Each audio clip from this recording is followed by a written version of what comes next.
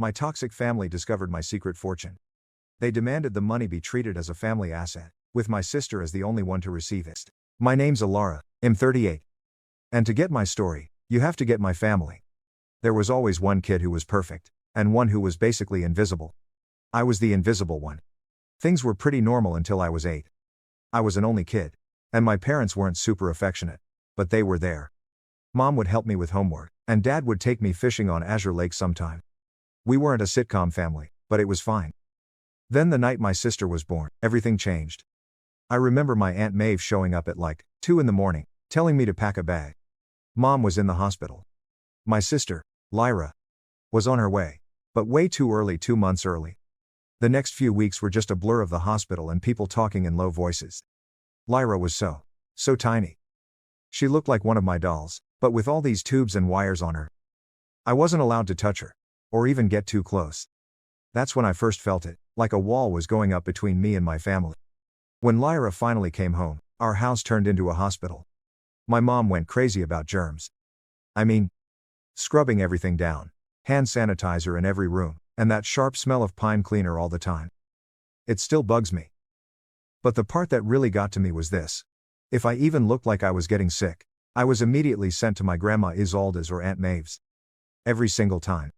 One sneeze, and I was packing. A little cough, and I was gone. At first, it was kind of cool. Grandma Isolde made these awesome lemon cookies, and Aunt Maeve had all these mystery books I was reading. But kids aren't dumb. After a while, you get it. You're not on a fun little vacation, you're being treated like you're a walking germ, like you could hurt your sister just by being there. I tried everything to get them to notice me for good things. I got straight A's. Mom barely looked up from Lyra's doctor's schedule.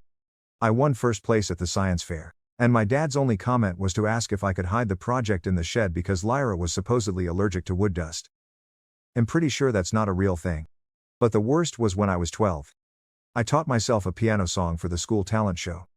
The night of the show, Lyra had a tiny fever 99.1. Guess who played to an empty room?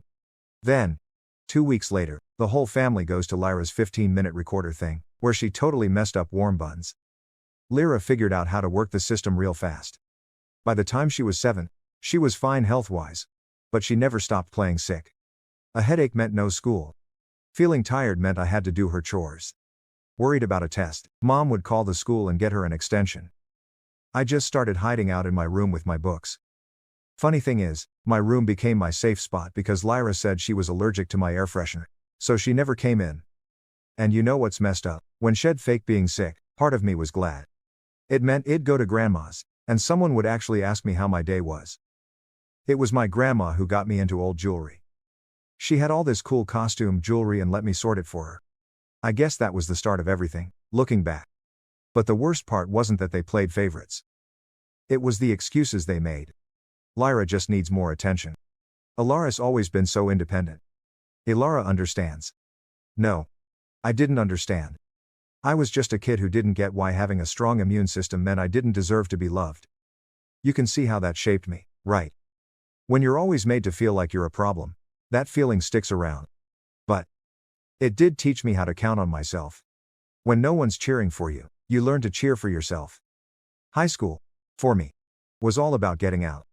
While Lyra was focused on being popular, I was focused on my escape plan. And nothing makes you work harder than knowing no one's gonna do it for you. All that time I spent sorting my grandma's jewelry taught me to be organized and notice small details. I used that for everything. My desk was super neat, all my notes were color-coded. Lyra made fun of me, called me the archivist. But hey, when you're invisible, nobody's watching, so you can pretty much do what you want. I joined a bunch of clubs that didn't mess with my part-time job at the Comet Diner. The owner, Ms. Apricot, Beatrice, was awesome. She remembered my birthday when my own parents forgot.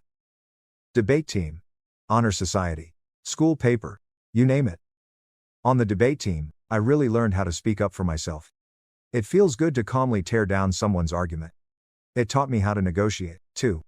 Which turned out to be super useful later. I won the state championship twice.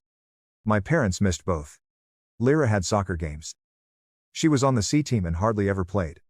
Junior year, I took the national aptitude test and got a perfect score. A 1600. It's super rare. I stared at the screen forever, sure it was a mistake. I ran home to tell my parents, bad idea, I know. Mom was in the kitchen, helping Lara with homework. Mom. Look. I got a perfect score, I said. That's nice, honey. But quiet down. Lyra's trying to concentrate, she said. Yeah. Lyra piped in, some of us have to study, Miss Perfect. Don't worry, sweetie, Mom told Lyra. You're just a different kind of smart. I still have the printout of that score. It never went on the fridge. But Lyra's C- in English, that got the best spot, right in the middle, held up by a "we're so proud of you" magnet. Applying to college was like my secret mission. I applied to 15 schools, and didn't tell a soul. I wrote every essay, got my own recommendations, and figured out all the financial aid stuff by myself. My guidance counselor, Mr. Davies, was the only one who helped me. My parents were too busy with Lyra's life to deal with my forms, so Mr.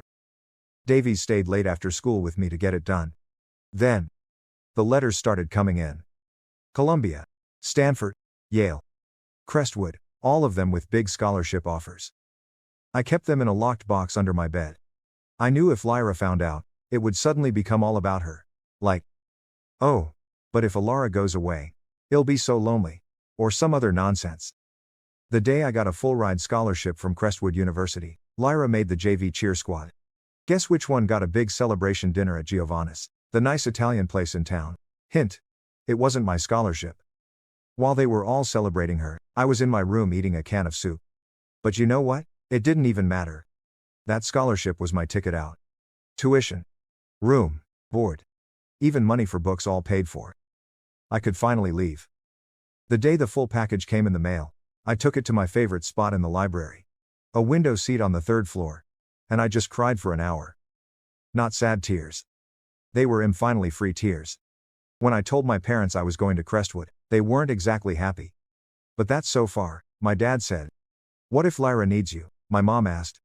Then she added, I hope you don't expect money from us. Lyra's cheerleading is very expensive. Lyra. Of course.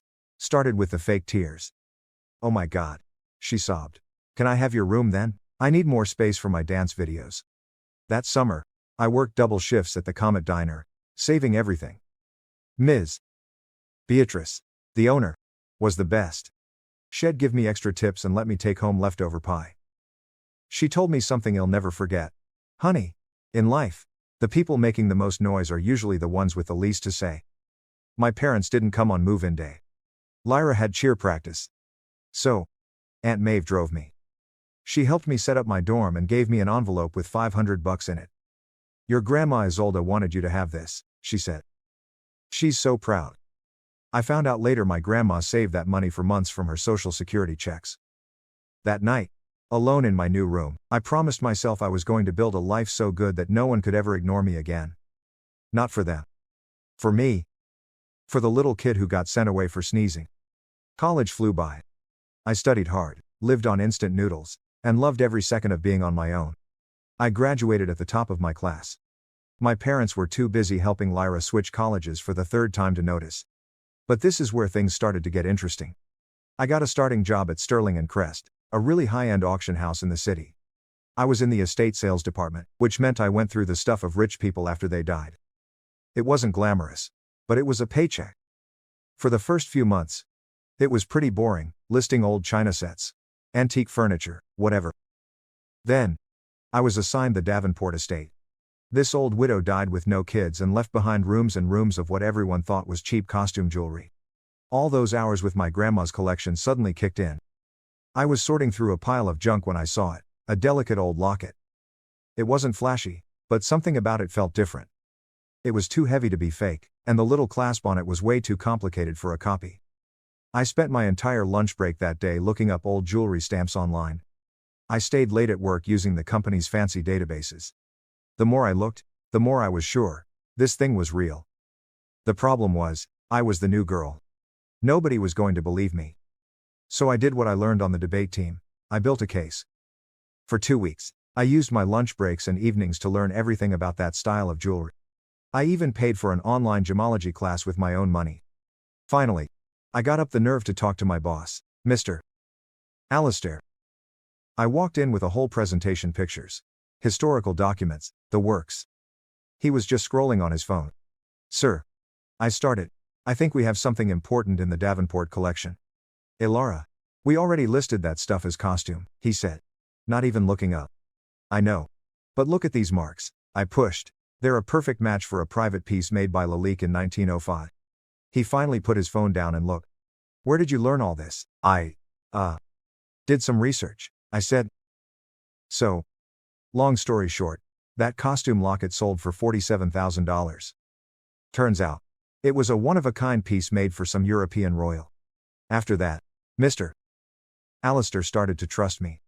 He gave me other things to check out, and my weird little hobby became a real skill. I dove in headfirst, learning everything I could, spending my weekends at sales, just looking at stuff. My paycheck started getting bigger. For the first time, I wasn't just getting by, I was actually saving money. But my family, they still had no clue. At Sunday dinners, which I still went to for some reason, my mom would say things like, Elara's still at that little antique shop, right? It's an auction house, Mom. I'd say. Actually, I just authenticated a rare Fabergé pendant. And Lyra would cut in with, oh my god. Speaking of jewelry, you guys have to see this cute bracelet I bought at the mall, but it didn't bother me anymore. I had finally found something that was mine, something I was good at, and it had nothing to do with being Lyra's sister. A couple of years into my job, the Beaumont collection came through.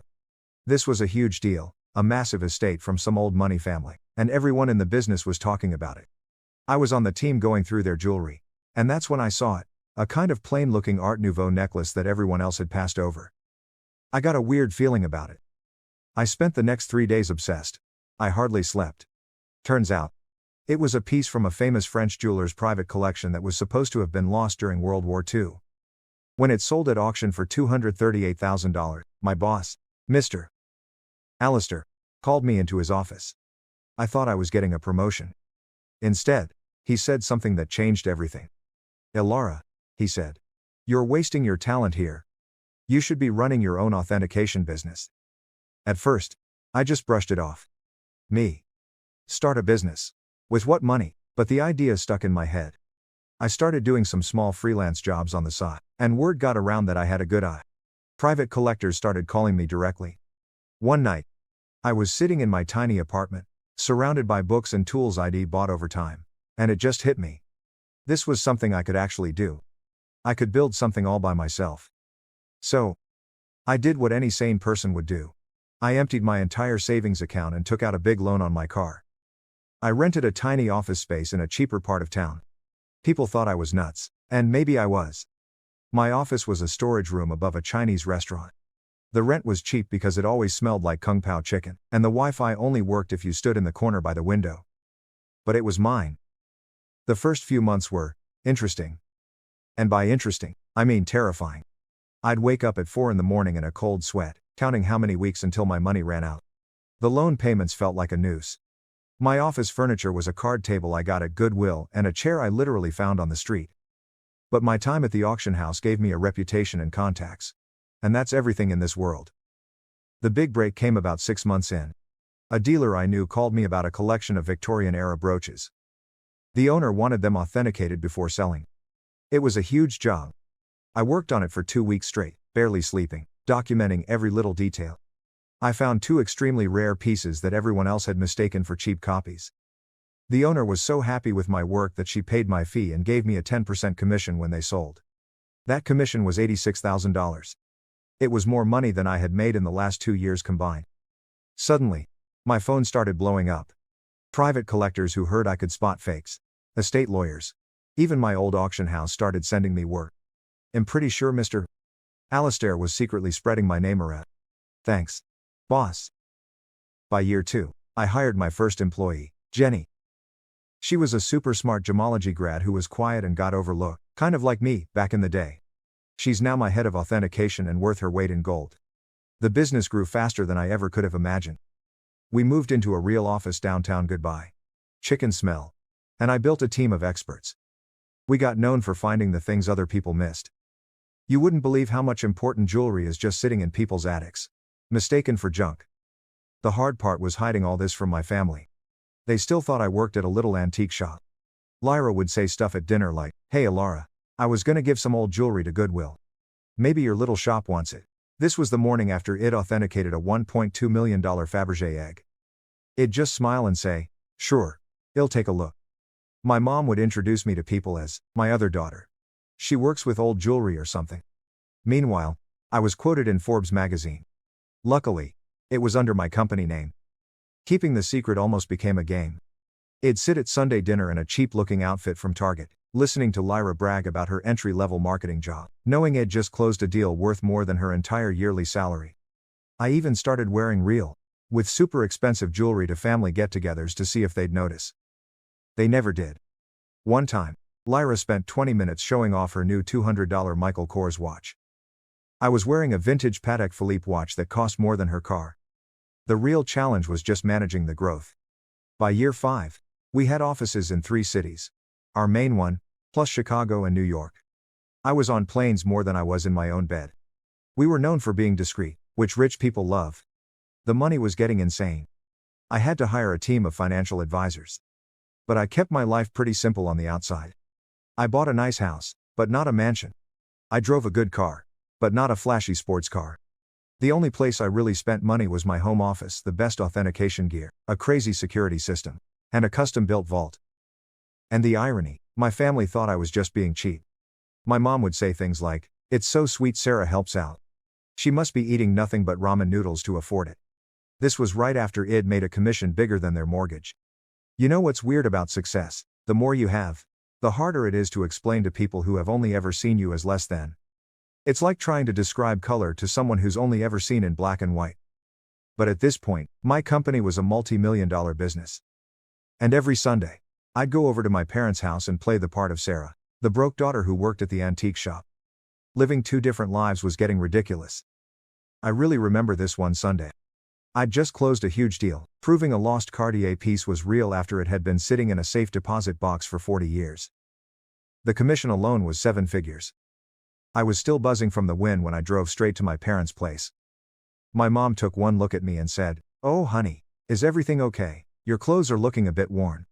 I was wearing a $3,000 cashmere sweater that I'd picked specifically because it didn't look flashy. Then Lyra chimed in, "Well, if you'd get a real job instead of playing with old jewelry." And my dad actually told her to be nice. Because not everyone can be as successful as you. I almost choked on my mom's dry pot roast trying not to laugh out loud. Around that time, my Aunt Maeve told me my parents were having trouble paying for Lyra's old student loans and some medical bills. Then my mom dropped a hint that they might have to sell the house. I couldn't let that happen. Despite everything, it was the house I grew up in. So, I set up an anonymous transfer of $5,000 to their bank account every month. When they asked about the money, I just told them I was pitching in $1,000 by living on rice and beans. They figured the rest was from other relatives. Lyra, of course, took credit for inspiring everyone to chip in. The money helped them, but it also had a weird side effect. My parents started treating me with this strange mix of pity and pride, like I was some kind of saint sacrificing everything for the family. Meanwhile, Lyra's spending went through the roof. She'd show up to dinner with new, expensive handbags, claiming she found them at an outlet. They weren't. I can spot a real Gucci from a mile away. She started going on these fancy vacations, posting all over Instagram about her amazing life. I was pretty sure she was using my support money for her shopping sprees, but I didn't say anything. The irony was just too good. Then came the MBA drama. Lyra announced she wanted to go back to school to get her MBA, at another private, super expensive university. Of course. My mom called me, crying about how they couldn't afford it. I suggested, maybe Lyra could look at state schools. They have great programs. My mom's response was, "Oh honey, you don't get it. Your sister has to maintain certain standards." Then she asked if I could maybe increase my monthly help for a few years. I upped the transfer to $7,000 a month. It didn't make a dent in my bank account, but it stung. Watching them praise Lyra for being so ambitious, while thinking I was basically starving myself to help her. That hurt. And here's the kicker. The dean of the exact same business school Lyra wanted to go to had personally invited me to give a guest lecture on business growth in the luxury goods market. My family had no idea. I had to make up an excuse for why I couldn't make it to Sunday dinner that week. My own success was starting to feel like a secret identity. By day, I was running a multi-million-dollar company. But on Sundays, I was just Sarah, the disappointing daughter who worked in an antique shop. The lie was starting to get really heavy. I think I always knew it was going to blow up eventually. I just didn't think it would be quite so spectacular. It all started 2 weeks before Thanksgiving. My mom called, crying about her bad back. She was so stressed out about having to cook for 20 people. And I'll be honest, I didn't offer to help just to be nice. I was sick of pretending her dry turkey tasted good. Why don't I just handle the food this year? I said. I can have it catered. Oh, honey. We can't afford that, she replied. Don't worry about it, I said. I've been saving up. She actually asked me if I was taking out a loan. I hired a really fancy catering company I used for work events. The meal cost more than my parents thought I made in 2 months, but whatever. Thanksgiving morning, I was feeling pretty good. I brought my laptop with me because I had to keep an eye on a big online auction in Hong Kong. There was this amazing Art Nouveau necklace up for sale, and I had a client who wanted it authenticated if they won. The food showed up right on time. Everything was perfect. Lyra, naturally, had to make a comment. Store-bought stuffing, really? Elara, mom's is so much better. This is coming from a girl who once set the smoke alarm off making toast. But she shut up pretty quick after she tasted the maple glazed Brussels sprouts, which cost more per person than her weekly grocery budget. Between dinner and dessert, I slipped away to my old bedroom to check on the auction. It was getting intense, and I needed to be ready if my client won. I had my authentication program open on my laptop, with a bunch of different tabs showing account balances and current contracts. That's when it all went sideways. Lyra walked in without knocking. Some things never changed to borrow my phone charger. She glanced over and saw my laptop screen. A nasty little smirk spread across her face. This was it. Her chance to finally show everyone how pathetic my little job really was. Let's show everyone what our hard-working Elara has been up to, she sneered. Before I could even react, she grabbed my laptop and marched out of the room, heading straight for the dining room. Picture it, 20 relatives, stuffed with fancy turkey and a little drunk on expensive wine, they thought was from a cheap grocery store. Lyra stands there, holding my laptop like it's some kind of prize. Time to see what kind of important work Elara's doing on Thanksgiving, she announced, and flipped the screen around for everyone to see. She was so smug, clearly expecting to show everyone some tiny sale from my antique shop. The room went dead quiet. So quiet you could hear the fancy clock I got my mom for Christmas ticking. The screen was lit up with my company's dashboard. Current account balance, $12. 4 million. Pending authentication contract, $485. 000.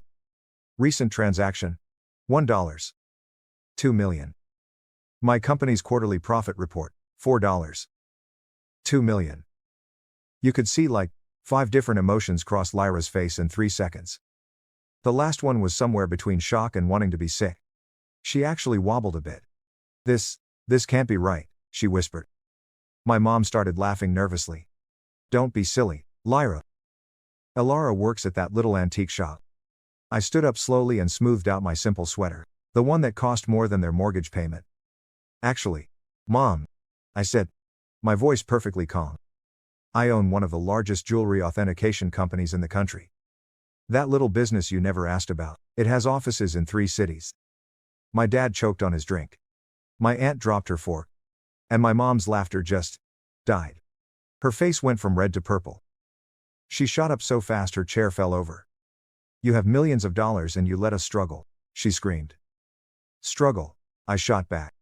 I send you $7,000 every single month. While you're sitting on millions, she shrieked. Your sister has student loans. And there it was. Not. Wow. We're so proud. Not. Congratulations. Just pure rage that I hadn't given them more. My dad jumped in. How could you be so selfish? We're your parents. We raised you. That's when I snapped. All the years of being ignored, of being the disappointment, of being sent away. It all came pouring out. Raised me, I said, my voice rising. You shipped me off to grandma's every time I sneezed. You missed every award, every graduation, every single milestone because Lyra might feel bad. You never saved a dime for my college but took out loans for her private school. And now you're mad that I built something for myself, by myself. The next few minutes were total chaos. Mom was screaming about what a daughter owes her family, Dad was yelling about ungrateful kids, and Lyra was switching between sobbing and demanding to know exactly how much money I had.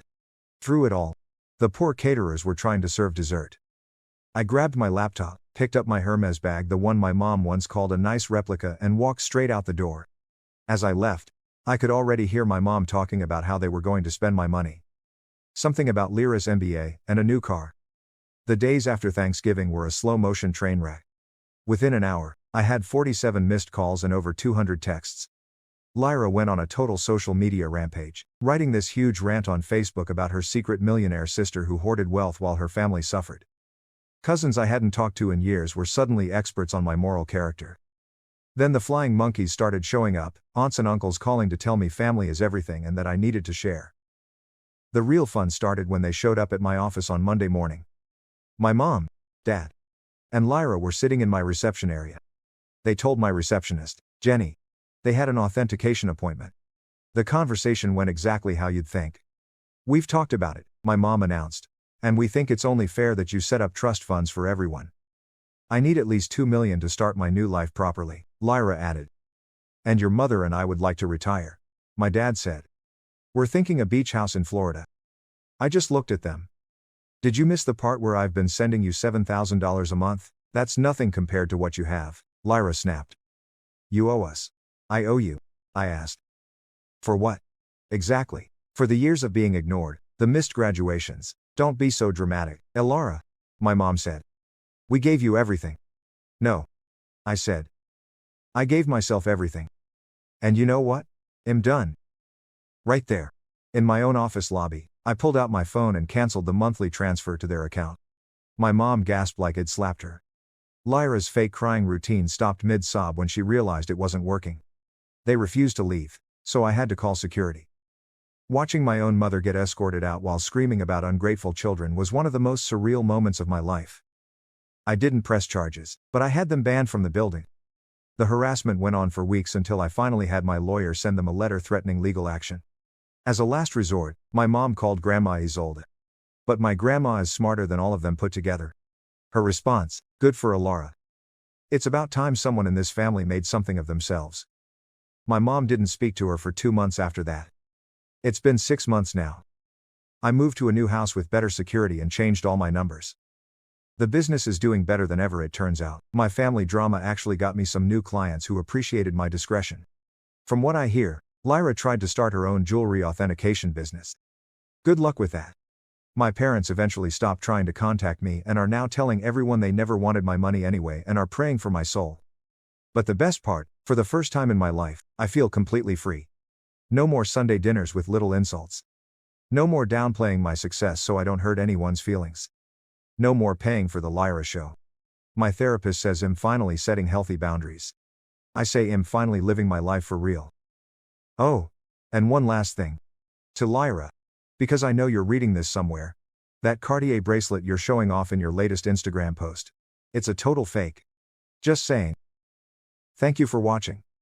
If you enjoyed this video, don't forget to subscribe to support the channel. Your support means the world to us.